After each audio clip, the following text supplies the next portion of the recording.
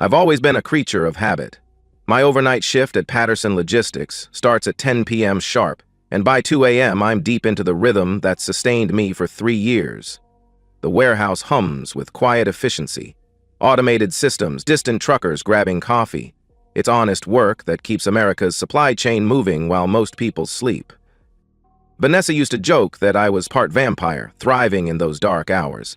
She'd call me her night owl when I'd slip into bed at 7 a.m. as she got ready for work. We'd worked out our rhythms over 2 years of marriage, and they felt solid. Predictable, safe. That's why the 2 a.m. call felt natural at first. We'd developed this routine, a quick check-in during my break. Usually, she'd be drowsy but warm, telling me about her day or sharing some silly thought. I settled into the break room with my coffee and dialed her number. "Hey, beautiful. How's my favorite insomniac?" Her voice came through breathless, startled. "Adam? Oh, hi. I was in the bathroom." Something in her tone made me pause. In 2 years of 2 a.m. calls, Vanessa had never sounded winded from a bathroom trip. There was panic there, a flutter that didn't match the sleepy woman I knew. "Everything okay? You sound out of breath," I asked. "Yeah, no, I'm fine. Just couldn't sleep, so I was doing some stretches. Yoga stuff." She laughed, but it came out forced. "How's work? Busy night?" I found myself studying the empty break room, my mind automatically cataloging the strangeness. Vanessa hated yoga. She'd tried classes when we first married, complained endlessly, never mentioned it again. Why would she suddenly be doing stretches at 2 a.m.? "Standard Thursday night? Johnson's on vacation, so I'm pulling double duty." I kept my voice casual, but something was shifting inside me. "You sure you're feeling all right?" "I'm perfect, honey, really, just tired." Another laugh, more controlled. "You should focus on work. I'll try to get some sleep." "Okay." "Love you." "Love you too," she replied. The line went dead and I stared at my phone. 24 months of marriage, and I'd never heard Vanessa sound like that. Breathless, yes, but not from yoga. There was something else. Guilt, like someone caught doing something they shouldn't. I tried to shake it off, returning to my rounds through the warehouse. But the feeling followed me between towering shelves, a persistent itch I couldn't scratch. I'd learned to read patterns in this business. Which suppliers shipped late, which invoices didn't match manifests. Details mattered. Small inconsistencies usually pointed to bigger problems. By 4 a.m., I was replaying the conversation and other details surfaced. Over the past month, Vanessa had been different. More attentive in some ways, asking detailed questions about my schedule, when I'd be home, whether I might pick up extra shifts. She'd started taking longer showers, spending more time on her appearance. And our physical intimacy had shifted. Less spontaneous, more scheduled, like checking a box rather than connecting. 3 weeks ago, she'd mentioned redecorating the living room, last week the bedroom. New curtains, maybe furniture. When I'd asked about expense, she'd waved it off, saying she'd been saving from her paycheck. But I managed our finances. I knew exactly how much discretionary income we had. The sun was rising as I finished my shift. My phone showed 3 missed texts from Vanessa, all sent around 3 a.m. "Sorry if I seemed weird on the call. Just feeling restless tonight. Can't wait to see you." Had been married long enough to recognize over-communication as guilt. When she'd dented my truck, she'd sent a dozen explanatory texts before I'd seen the damage. When she'd forgotten the electric bill, she'd prepared a full presentation. Vanessa's natural response to feeling bad was flooding me with words. Sitting in the parking lot, I made a decision that would change everything. I wasn't going to confront her. Not yet. Accusations without proof would just give her time to craft better lies. Instead, I was going to verify what I hoped wasn't true. The house looked peaceful in morning light, our small yard perfectly maintained. Blue shutters Vanessa had insisted on painting still bright and welcoming. This was supposed to be our starter home, where we'd begin our family. We'd been trying to get pregnant for 6 months, timing everything carefully, talking about converting the spare bedroom. Now I wondered if she'd been pretending about that, too. The research phase consumed my off hours for the next week. While Vanessa slept, I sat in the spare bedroom with my laptop, diving deep into surveillance technology. Amazon became my teacher, customer reviews my textbook. I learned about wireless cameras, cloud storage, motion detection, live streaming capabilities. Every product description felt like acquiring surgical tools I hoped I'd never need. The psychology was the hardest part. I was preparing to document my own life's destruction, to become director of a movie I desperately didn't want to see. But methodical research gave me something to focus on besides the growing certainty that my marriage was already over. I settled on 4 wireless cameras, small enough to hide but powerful enough to capture clear video in low light. Living room behind a picture frame with clear view of the couch and front door. Bedroom tucked inside the alarm clock on my nightstand. Vanessa never touched that side. Hallway connecting bedroom to the rest of the house. Kitchen hidden among decorative bottles above the refrigerator, viewing the back door. The cameras would upload automatically to cloud storage, and I could watch live feeds from my phone. If nothing happened, I'd remove them and try rebuilding trust. If something did happen, I'd have undeniable evidence. The installation took place during Vanessa's work hours while I was supposed to be sleeping. Each camera placement required imagining scenarios I didn't want to face. My wife bringing another man into our home, our bedroom, the life we'd built together. The bedroom camera was hardest to position. I had to consider angles, lighting, what exactly I might need to document. Technical aspects helped me stay detached, treating it like a complex work problem rather than my marriage's potential end. Meanwhile, Vanessa's behavior continued shifting in ways my new paranoia amplified. She'd started asking about my work schedule. Not just what time I'd be home, but whether I might stay late, whether Patterson had weekend shifts, whether I'd gotten to know coworkers better. Her interest felt calculated, rather than caring. She'd also developed sudden friendship with our neighbor Marcus. Marcus lived 3 houses down, a divorced contractor in his late 30s who'd moved to the neighborhood about a year ago. I'd helped him move furniture when he arrived. Seemed decent, kept his yard neat, nodded politely when we passed. But over the past month, his presence had become prominent in Vanessa's conversations.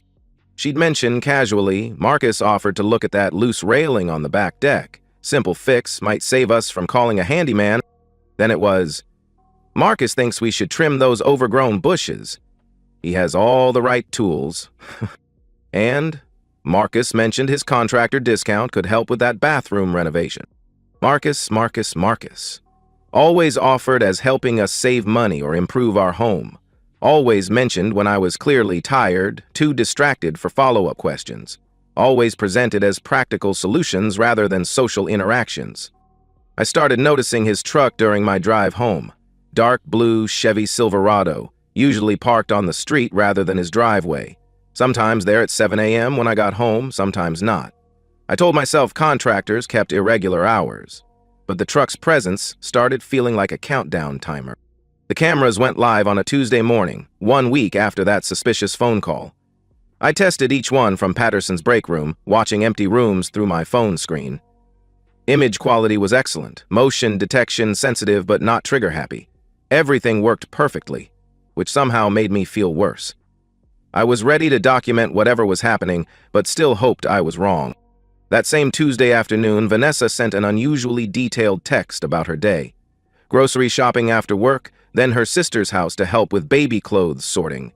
She'd probably be home around 8 p.m., giving her time to make dinner before my shift. The message felt like an alibi delivered in advance. I responded casually, but something had crystallized. Vanessa had never voluntarily helped her sister with baby tasks. She found the process overwhelming and usually avoided those conversations. Her sister lived 20 minutes away, and Vanessa always complained about the drive. Why suddenly volunteer for an activity she normally dreaded? For the next 10 days, I checked camera feeds during every break at work. Empty house, empty house, empty house. Part of me started relaxing, wondering if paranoia had overridden common sense. Maybe Vanessa really had been doing yoga. Maybe her friendship with Marcus was genuinely innocent. Maybe I was destroying my marriage with suspicion over nothing. Nothing. But another part, the part that had learned to read patterns in shipping manifests, knew I was waiting for data to confirm what I suspected. In logistics, problems rarely announce themselves dramatically. They showed up as small discrepancies accumulating over time until the pattern became undeniable. I was pretty sure my marriage would follow the same pattern. The notification came at 11:47 p.m. on a Thursday night, exactly 2 weeks after I'd installed the cameras. My phone buzzed with a motion alert from the backdoor camera, and my stomach dropped. I'd been checking feeds obsessively, watching empty rooms and starting to convince myself paranoia had gotten the better of me. Now, staring at the alert, I realized I'd been hoping I was wrong. I opened the camera app in Patterson's break room, surrounded by familiar night shift sounds. Distant forklifts, automated conveyors, the coffee machine that never worked right. The backdoor camera showed Marcus letting himself into my house with what looked like a spare key. He moved with casual familiarity, not breaking in but like someone who belonged there. He hung his jacket on the coat hook by the door, the same hook where I hung mine every morning. The hallway camera picked him up walking toward the living room. I switched feeds to watch him settle onto our couch. He wasn't nervous or furtive. He picked up the remote, started browsing Netflix like he lived there. The timestamp showed 11:51 p.m. I still had over 7 hours left on my shift. My hands were steady as I opened WhatsApp and created a new group. I'd been planning this for weeks, ever since installing the cameras. If I was going to expose Vanessa's betrayal, it needed to be comprehensive, undeniable, and permanent. A confrontation could be lied about afterward. Private evidence could be dismissed. But a live audience would make everything real and lasting. I started adding contacts: Vanessa's parents, her 2 sisters, her brother, her Aunt Linda, who loved family gossip, her Uncle Bob, who'd walked her down the aisle, her cousins from both sides. Everyone who mattered in her world, everyone whose opinion she cared about, everyone who would judge her for what she was about to do. I titled the group Family Movie Night and set the description as Special Live Broadcast Tonight. You won't want to miss this. The bedroom camera activated at 12:03 a.m. EM. Vanessa appeared wearing a silk robe I'd never seen, black, expensive looking, clearly purchased for this occasion. She wasn't surprised to see Marcus. She didn't startle or act guilty. She walked directly to him, settled into his arms, and kissed him with passion I hadn't seen from her in months. She whispered, "I missed you. I hate waiting all day for this." Marcus replied, hands already working at her robe's belt. "Worth the wait. Your husband working tonight?" "Until 7 a.m. We have all the time we need." The casualness hit me harder than physical betrayal. This wasn't weakness or recent mistake. They were comfortable, familiar with the routine, discussing my work schedule like logistical detail in their ongoing affair. How long had this been happening? How many nights had I been loading trucks while another man was in my bed with my wife? I started the live stream at 12:07 a.m., just as Vanessa was leading Marcus into our bedroom. The WhatsApp group already had 12 members online, late-night scrawlers checking phones before bed. Perfect timing. The stream went live with Vanessa and Marcus on camera, and the group chat immediately exploded. "What is this? Is that Vanessa? Who is that man? Oh my God. Is this live? Tenaciously, what are you doing?" More family members joined as notifications pinged their phones. Aunt Linda was typing furiously. Uncle Bob sent shocked face emojis. Vanessa's mother sent increasingly frantic messages. "Answer your phone right now," and "What is happening?" and "I'm calling your father." I watched through my phone as my wife had sex with another man while her entire extended family watched in real time. Comments kept coming. Disgust, shock, outrage, disbelief. Her youngest cousin asked if this was some sick joke. Her sister demanded to know where I was, whether I knew what was happening. 26 people were watching by 12:30 a.m. The bedroom camera captured everything in clear detail. Not just physical betrayal, but emotional intimacy that hurt worse than sex. The way Vanessa touched Marcus's face, laughed at something he whispered, moved with him like they'd done this many times before. This wasn't just cheating. This was a relationship. Marcus must have heard Vanessa's phone buzzing with WhatsApp notifications because he asked her to put it on silent. She reached over to her nightstand, saw the flood of messages, and I watched her face change as she realized what was happening. She sat up abruptly, reading through the group chat, her skin going pale, even in dim bedroom lighting. "Oh my God. Marcus, we're being watched." "What are you talking about?"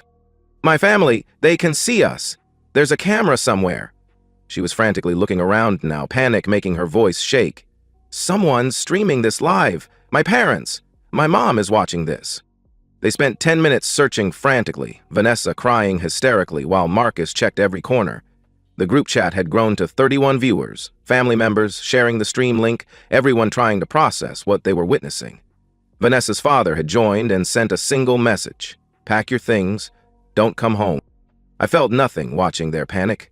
No satisfaction, no regret, no anger. Just cold completion. Like finishing complex inventory and finding all numbers balanced perfectly. Everything added up now. All the small inconsistencies, changed behavior, suspicious conversations. It all made sense in context of a months-long affair conducted in my bedroom while I worked nights to support our future.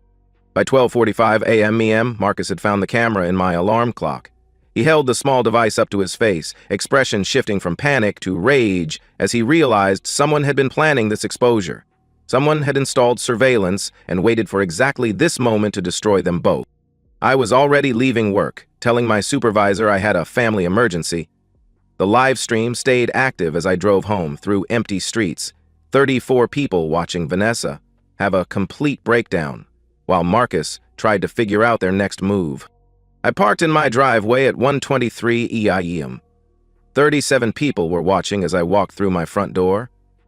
Marcus's truck was gone from our street by the time I'd walked through the house, turning off cameras and ending the live stream. 39 people had watched the complete destruction of my marriage, and the WhatsApp group was still exploding with messages when I finally muted it. The damage was done, comprehensive and permanent. In the digital age, shame becomes eternal. Vanessa was sitting on our bed when I returned to the bedroom, still fully clothed, her phone face down on the nightstand like she couldn't bear to see more messages.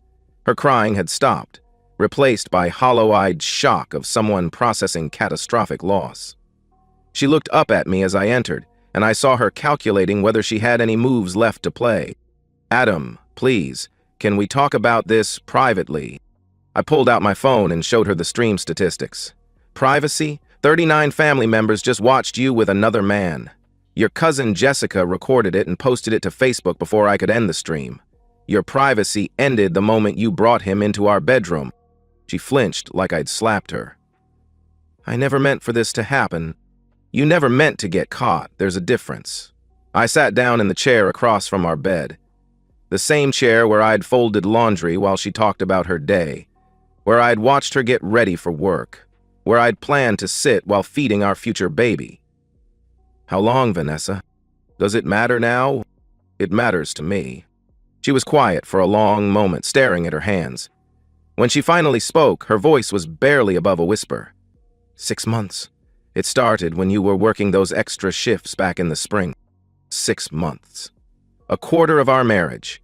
While I'd been putting in extra hours to build our savings for the house improvements she kept requesting, she'd been using those same hours to betray everything we'd built together. The house improvements that required Marcus's contractor expertise. The money she claimed to be saving. The sudden interest in my work schedule. The money for the bedroom furniture. The bathroom renovation fund. Where did it really go? Hotels, mostly. A few dinners. I bought some things. She gestured vaguely at herself, probably meaning expensive lingerie I'd never seen. I was going to pay it back. With what money? You were planning to leave me for him, weren't you? Her silence was confirmation enough. My phone buzzed with a call from her mother, then her sister, then her father. She wasn't just losing her husband. Her entire family was cutting her off in real time. The calls kept coming, and I watched her realize that her safety net was disappearing as quickly as her marriage. "Marcus is divorced," she said suddenly. "His divorce was finalized a few months ago." "I know. I looked him up after I started suspecting. I'd done more than look him up. I'd found his ex-wife's social media, seen her posts about dating again after her husband's affair. She posted about his cheating pattern 2 years ago, photos of texts, hotel receipts, everything. You weren't his first, and you probably weren't going to be his last. Vanessa's face crumpled as she realized she'd destroyed her marriage for a man who'd already proven he couldn't be faithful to anyone. The pattern was probably familiar to Marcus. Find an unhappy wife, offer practical help and emotional attention, escalate to an affair, then disappear when the situation became complicated. He'd fled our house the moment he realized he was being watched, abandoning her to face consequences alone. I was confused. Our marriage felt routine, and he made me feel... Don't. I stood up, suddenly exhausted by the predictability of it all. Don't give me the speech about feeling unappreciated or misunderstood. You made a choice every day for 6 months. You looked me in the eye every morning and lied about where you'd been and what you'd done. You planned this betrayal while asking me about having children together. My phone rang again. This time it was my own mother, probably alerted by the extended family network that connected our social circles. I declined the call, but the interruption reminded me that this scandal was spreading beyond Vanessa's immediate family. Our church, our neighbors, my co-workers who knew her, everyone would know about this within days. You need to pack your things. Tonight, I answered. Where am I supposed to go? My parents won't even answer their phones. My sister sent me a text saying she never wants to see me again. That's not my problem anymore, I replied. She stared at me like she was seeing me clearly for the first time in months. The accommodating husband who'd worked extra shifts to fund her lies was gone. The man who'd trusted her completely was gone. What remained was someone who'd methodically planned her destruction and executed it with devastating efficiency. You recorded everything. You planned this whole thing. It wasn't a question. I needed to know the truth. And I needed everyone else to know it too. She didn't have an answer for that.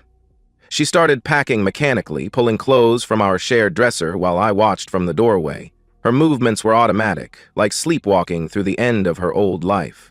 Every few minutes, her phone would buzz with another message and she'd flinch like being physically struck. By 3 a.m., she had 2 suitcases packed and was standing in our living room, looking around like she was memorizing details. The house felt different already, less like our shared space, more like my sanctuary being reclaimed. I'll need to come back for more of my things. Call first. And bring a witness, I replied. She nodded, understanding that we were already transitioning from husband and wife to hostile parties in a divorce proceeding. The legal aspects would be straightforward. Adultery was still grounds for fault-based divorce in our state, and I had video evidence that couldn't be disputed. I watched from the window as she loaded her car and drove away at 3:47 a.m. EM. The street was quiet, but I noticed lights on in a few neighboring houses. Word was already spreading through our small community. My phone had 43 missed calls and over 200 text messages. I turned it off and sat in my empty living room, surrounded by the silence that comes after a storm. Everything had gone exactly according to plan. For the first time in months, I felt completely at peace.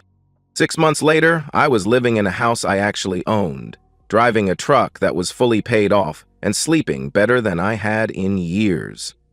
The divorce had been finalized in record time. Vanessa's attorney couldn't argue with video evidence, and she was in no position to demand anything beyond personal belongings. I kept the house, the savings account, and my dignity. She kept her shame and a reputation that would follow her wherever she went. The promotion at Patterson Logistics came 3 months after the divorce. Management had noticed my increased focus during the crisis. I'd channeled all emotional energy into work, picking up extra shifts and streamlining inventory processes. The raise meant I could afford mortgage payments alone, and the supervisor position meant day shifts. No more overnight hours, no more wondering what was happening in my empty house. I'd started dating again, carefully and selectively. Sarah worked in accounting at a different logistics company, had been divorced herself, and understood the value of taking things slowly. She appreciated my straightforward communication and unwillingness to tolerate dishonesty in any form. Our relationship was built on transparency rather than romance, which felt healthier. The fallout from that night had exceeded even my strategic expectations. Vanessa had become a local legend, not the kind anyone wanted to be. Her family's reaction had been swift and permanent. Her parents had moved to Arizona within 2 months, unable to handle gossip in their church community. Her sisters maintained minimal contact. Her brother had unfriended her on all social media and refused to include her in family events. The professional consequences had been equally severe. Word had reached her dental office through overlapping social networks, and while they couldn't fire her for personal conduct, the atmosphere had become toxic enough that she'd resigned.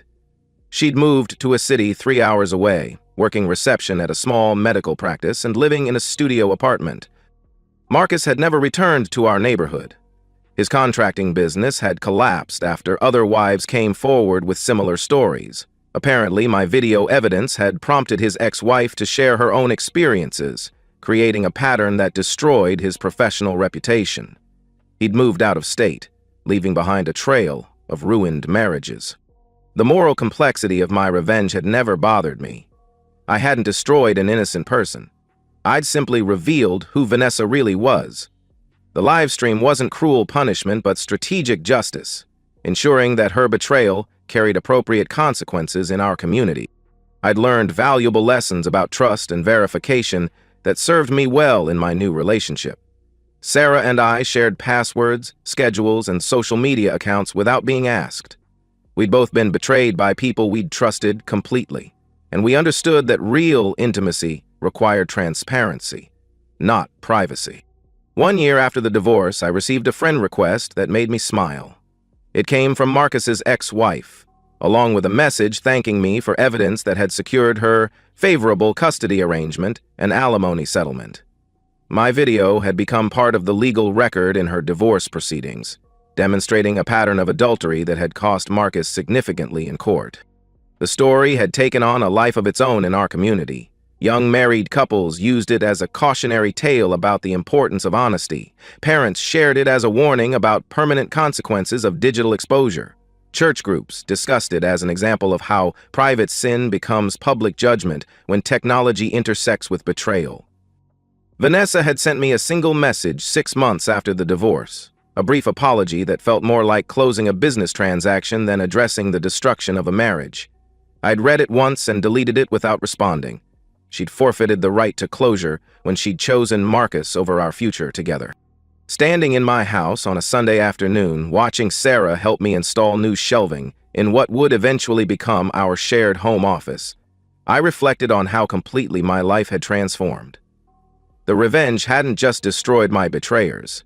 It had liberated me from a false relationship and taught me to value authentic connection over comfortable routine. I wasn't haunted by what I'd done. I was empowered by it. The live stream had been precise, proportional, and devastatingly effective. Vanessa and Marcus had learned that modern betrayal carries modern consequences, that privacy is an illusion when trust is violated, and that some people are capable of strategic patience that exceeds their capacity for forgiveness. Justice, I'd learned, doesn't always require forgiveness. Sometimes it just requires making sure that actions carry appropriate consequences. I'd turned my worst day into my greatest victory, and I'd never been more satisfied with a strategic decision in my life. And that's the end of today's story. If you enjoyed it, please give this video a thumbs up and drop a comment below. Your support helps the algorithm push my content further. If you're new to the channel, don't forget to hit that subscribe button. It really helps me keep creating more stories for you. Thanks for watching, and I'll see you in the next one. They say you never really know someone until you see them at their worst. I thought I knew my wife. Thought I understood the woman I'd loved for 5 years, supported through every dream, encouraged to chase her corporate ambitions. But on a Friday night at her company party, watching her hand me a glass of wine with eyes that glittered like a predator who'd cornered her prey, I realized I'd been sleeping next to a stranger who wanted me humiliated and destroyed. My name is Derek Mason, and I used to believe in honest work and honest love.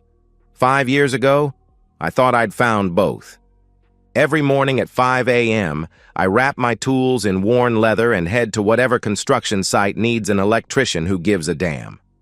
My crew knows I'm the guy who stays late to fix someone else's mistake, who buys lunch for apprentices, who never cuts corners. These hands are calloused from 20 years of real work, and I've always been proud of that. I married Vanessa Clark when she was 27 and I was 29. Small ceremony in her parents' backyard. Nothing fancy, just honest. She was working part-time at some boutique, dreaming of bigger things but content to wait.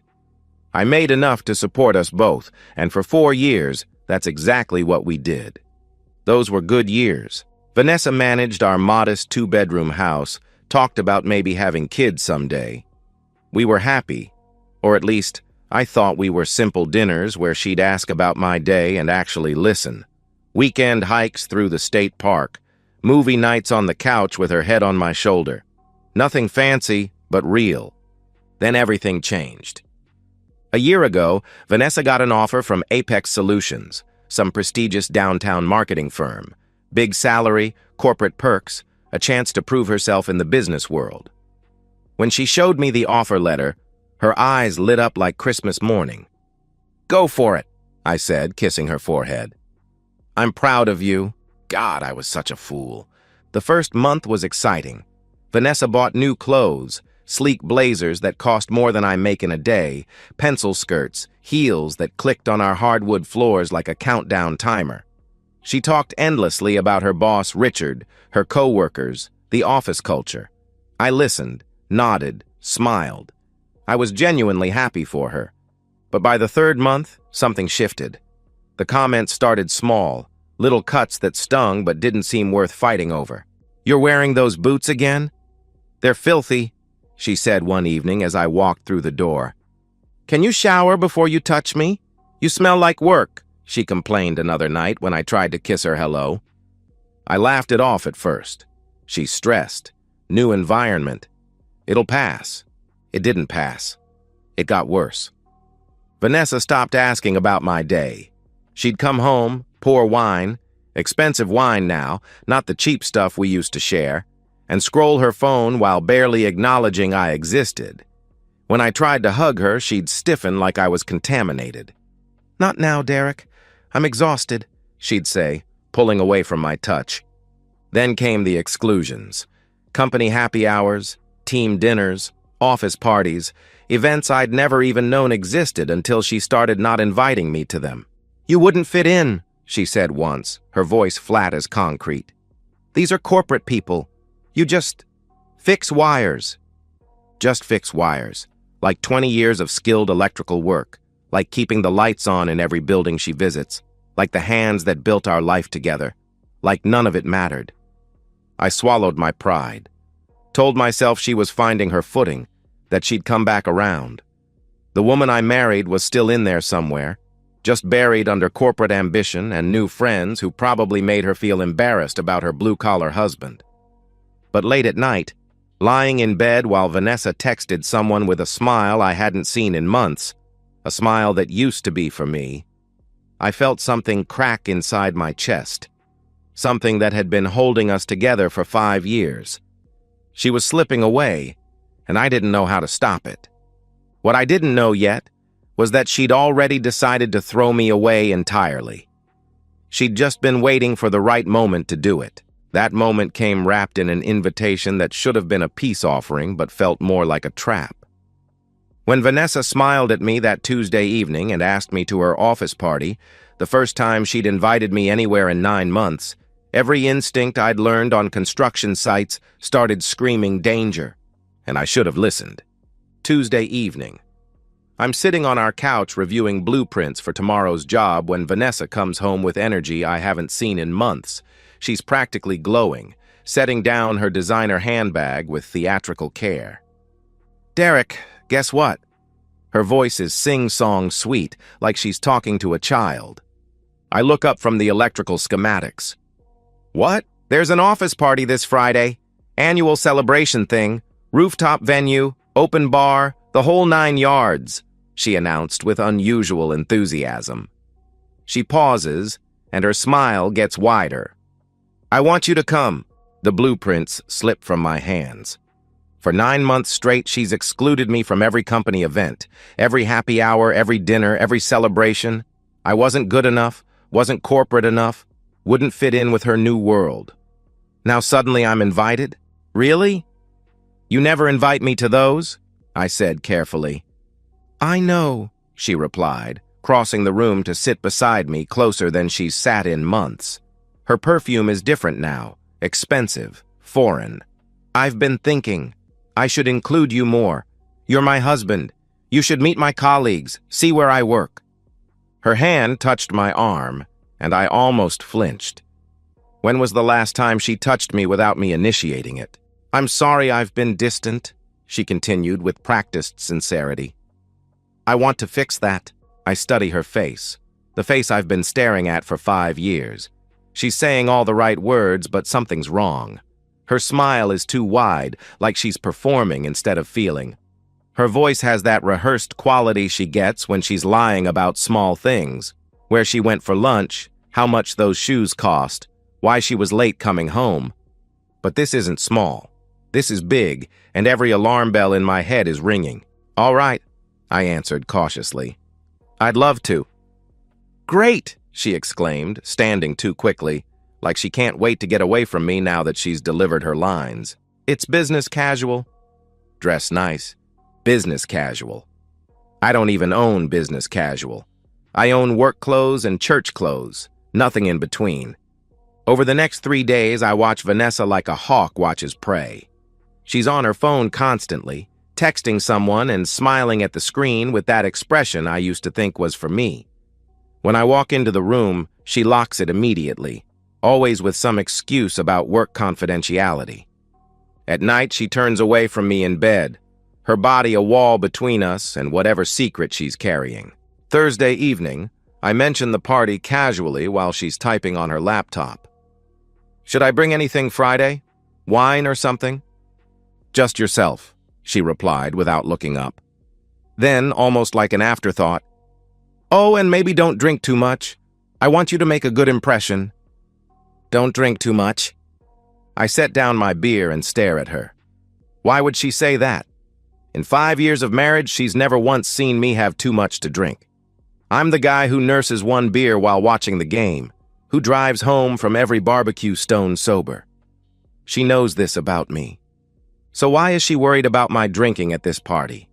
Friday arrives like a sentencing. I put on my best shirt, navy blue, pressed, clean dark jeans, and my polished work boots. They're still work boots, just cleaner. I catch my reflection in the mirror and see exactly what I am. A working man trying to fit into a world that doesn't want him. Vanessa emerges from the bedroom looking like she belongs in a magazine. Sleek black dress, makeup flawless, hair styled to perfection. She looks at me, and for just a split second, I see something in her eyes that makes my blood run cold. Not love, not pride, something calculating, like she's looking at a problem she's about to solve. Ready? She asked with false brightness. Ready, I answered. In the car, Vanessa chatters about who'll be there, what the venue looks like, how impressed everyone will be. I barely listen. I'm too busy running scenarios in my head, trying to figure out what's wrong with this picture. Something is wrong. Every instinct I've honed on construction sites, where one wrong move can kill you, is screaming danger. When we pull into the parking garage of Apex Solutions and ride the elevator to the rooftop, Vanessa adjusts her dress, checks her reflection in the polished doors. I watch her carefully. You seem excited, I observed. I am, she replied, glancing at me with that too wide smile returning. Tonight's going to be memorable. The elevator doors open. Music drifts through the air, soft jazz, laughter, the clink of expensive glasses. I step onto the rooftop and immediately know I don't belong here. But I also know I'm exactly where I need to be. Because when Vanessa hands me that glass of wine 20 minutes later, watching me like a scientist watches a lab rat, I realize tonight isn't about inclusion. It's about execution. And I'm supposed to be the victim. The rooftop venue screams money. String lights crisscrossing overhead like stars, a full bar with professional bartenders, clusters of people in suits that cost more than I make in a month. They're discussing market trends and quarterly projections like they're speaking a foreign language. Every eye lands on me when Vanessa leads me through the crowd, judging my jeans, my boots, my working man hands that look out of place, holding anything more delicate than a power drill. "This is my husband, Derek," she announces to each group, and the way she says it makes my name sound like an apology. "He's an electrician." The words hang in the air like smoke. Her colleagues smile with their mouths but not their eyes, shake my hand with limp grips, then drift away to more important conversations about people I've never heard of and deals I'll never understand. I stay near the bar nursing a club soda, watching.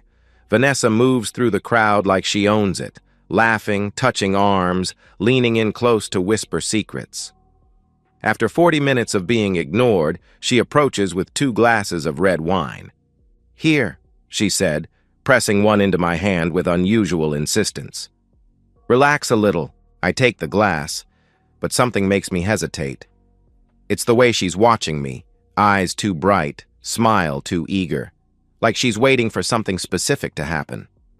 I pretend to sip, bringing the glass to my lips but not drinking. The wine smells expensive, complex.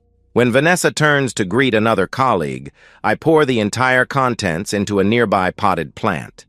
The soil absorbs it like a secret.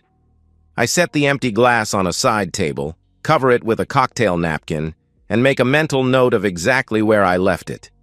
Vanessa glances back, sees the empty glass, and her smile widens like she's won something. "Want another?" she offered eagerly. "I'm good for now," I answered. An hour passes.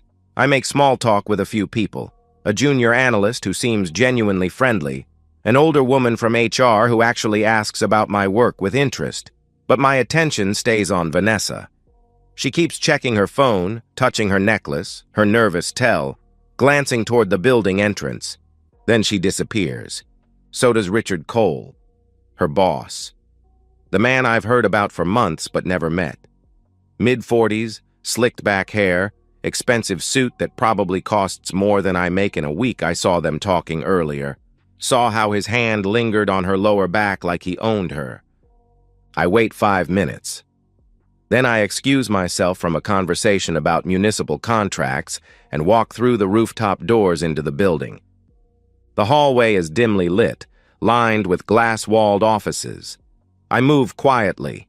Construction sites teach you to walk carefully around sleeping giants and hear voices coming from an office halfway down the corridor.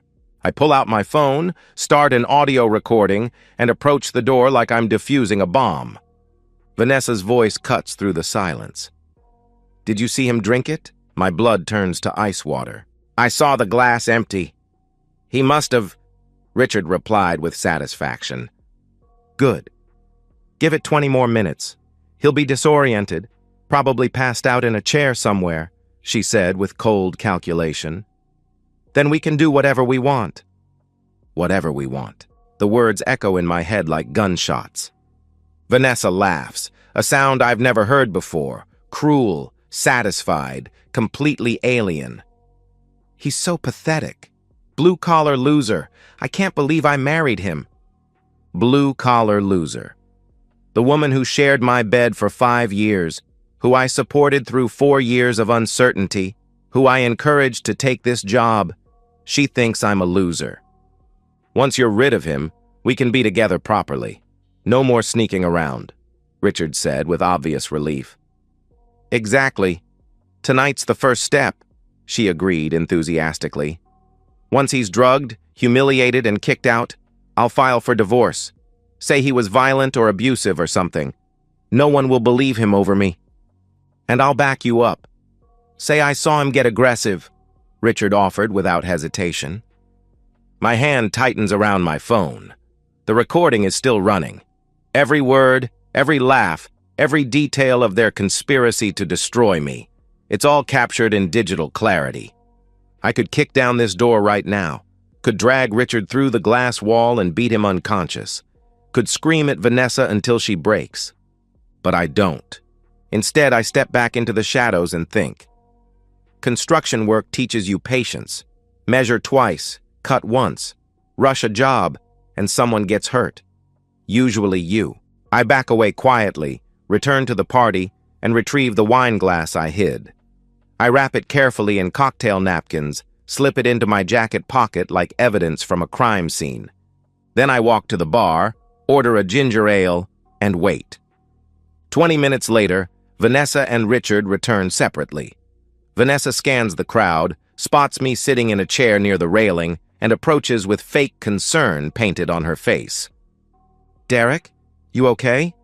You look tired," she said with practiced worry. I look up at her. This woman who promised to love and honor me, who just plotted to drug and destroy me, and smile. "I'm fine. Just taking in the view," I answered calmly. Her eyes narrow. Confusion flickers across her features like a glitch. "Are you sure? You haven't had too much to drink?" "Just the one glass you gave me," I replied, standing and stretching like I'm completely relaxed. "Actually, I'm feeling great. Ready to head home?" Vanessa's mask slips for half a second. Shock, suspicion, then forced recovery. "Already? We just got here. I'm tired. Long week," I explained, looking her directly in the eyes. "You stay. Enjoy the party. I'll catch an Uber." "Derek?" she started to protest.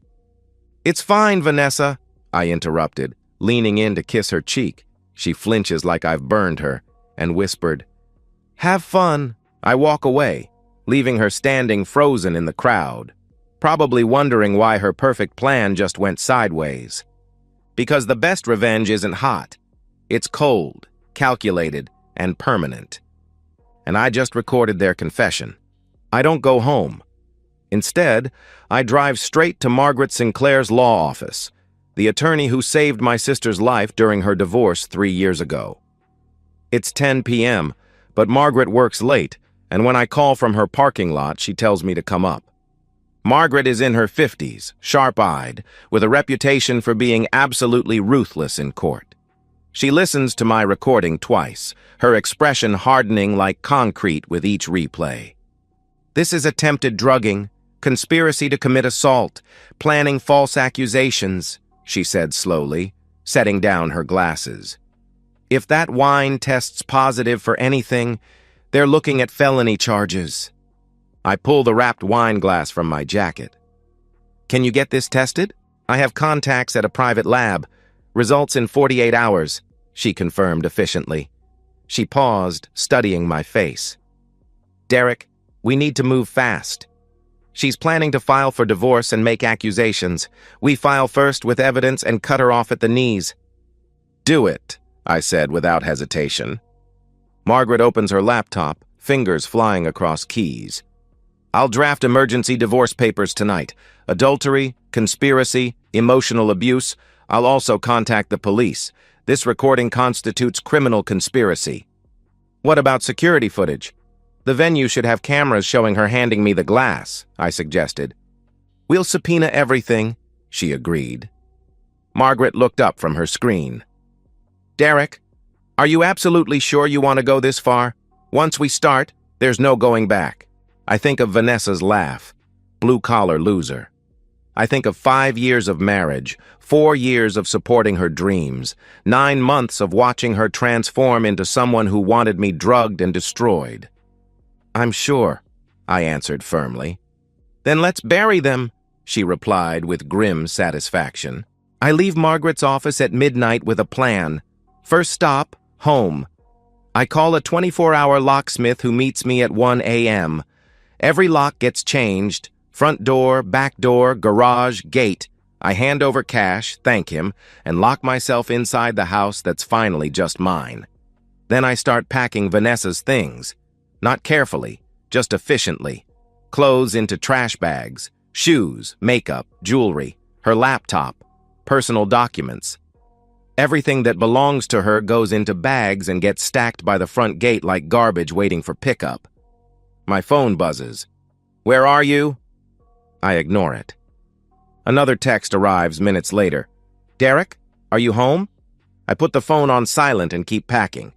At 2 a.m., I hear her car pull up. Vanessa's voice outside, muffled by the door. "Derek, open up!" she shouted.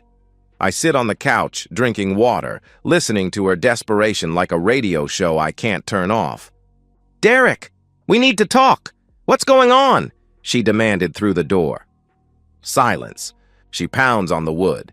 Derek, please, I know you're in there. Just talk to me. After 30 minutes, her voice changes tactics. Derek, I'm sorry. Whatever I did, I'm sorry. Let's work this out, she pleaded desperately. I almost laugh. She still thinks I don't know, still believes this is about the cold shoulder, the insults, the gradual erosion of respect. She has no idea I recorded her confession, no clue that her perfect plan is about to detonate in her face. At 3 a.m., Vanessa finally gives up.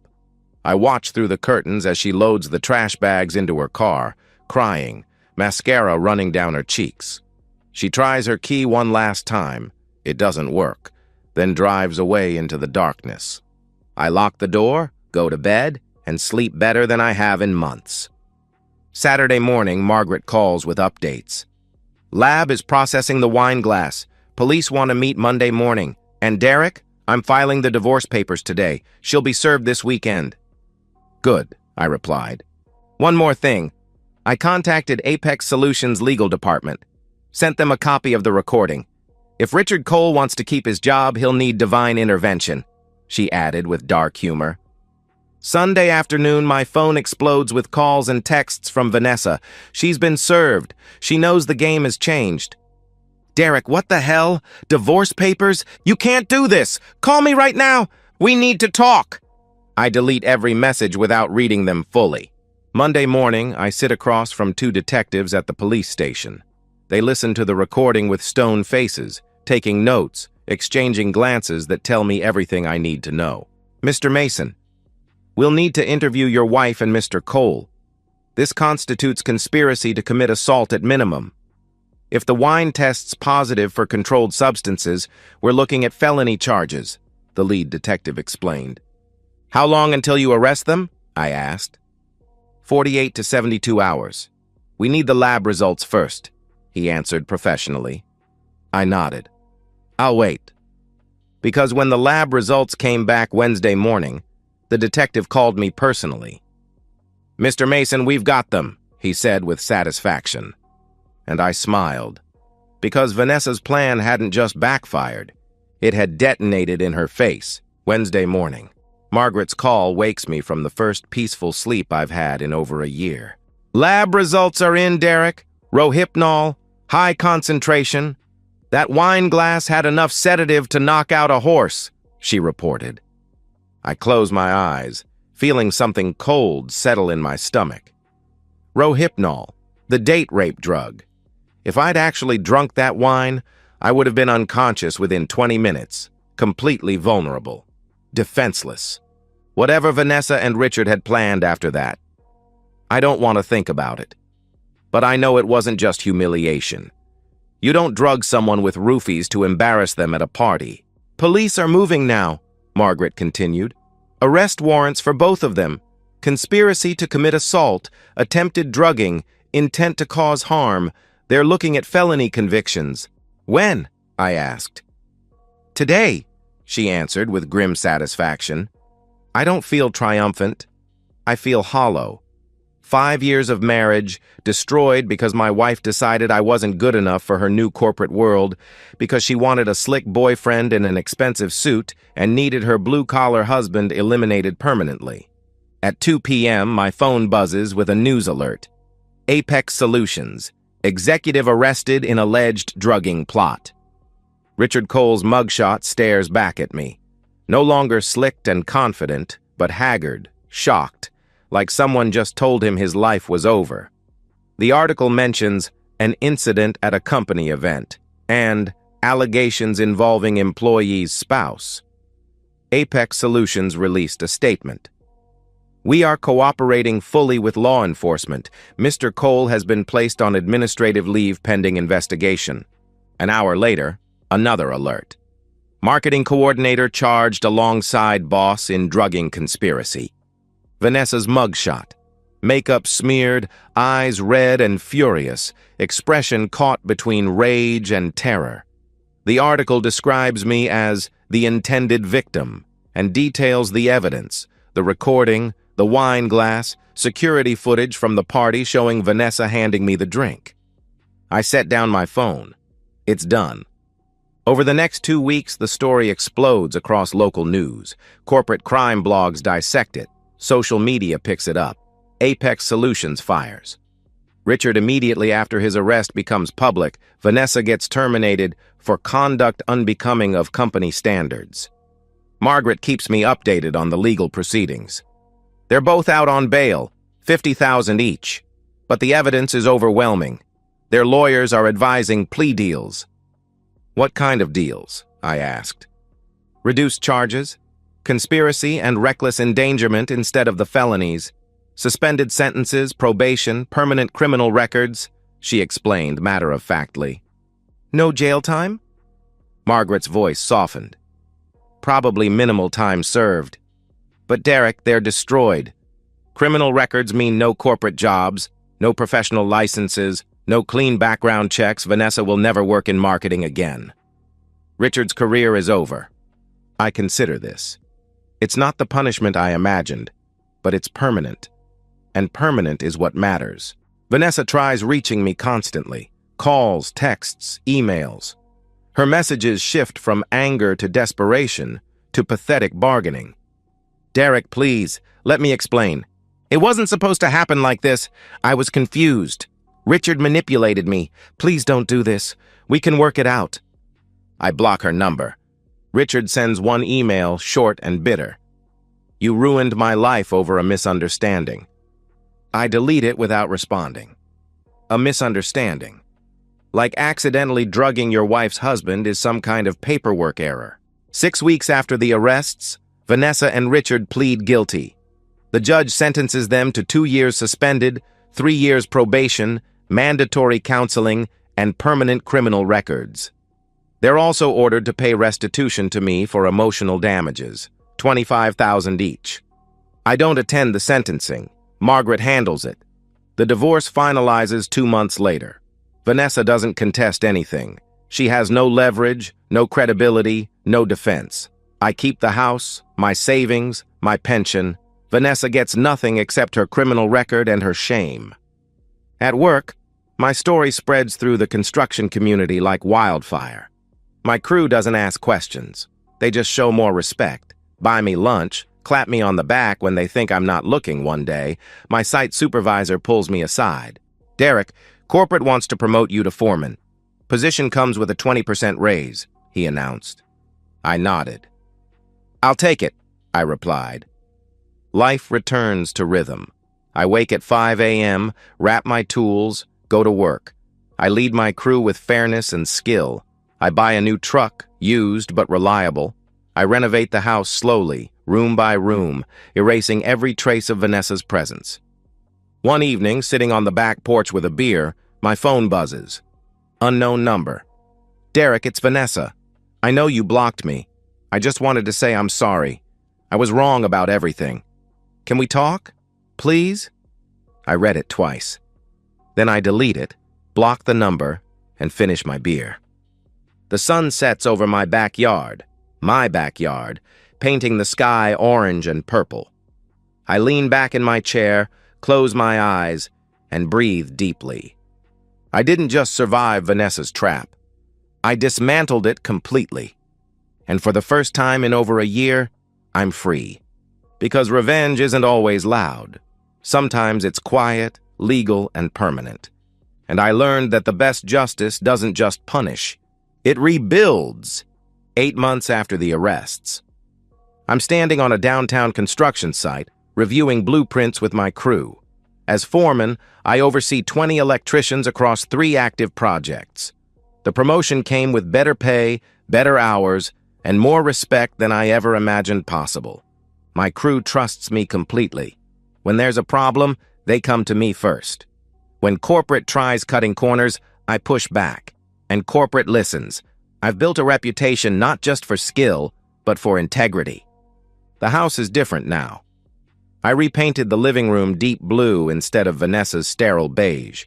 Replaced the furniture she picked out with a couch that's comfortable instead of decorative. The bedroom has new bedding, new curtains, no lingering trace of her expensive perfume. I date occasionally. Nothing serious. Just dinners and movies with Sarah from the Electricians Union.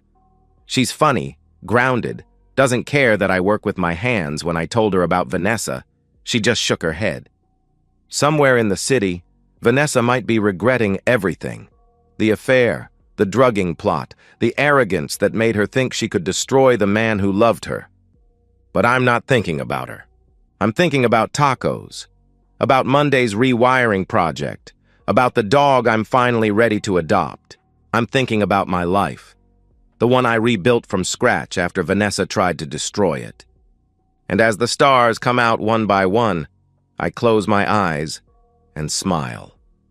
Because in the end, I didn't just survive the trap. I thrived.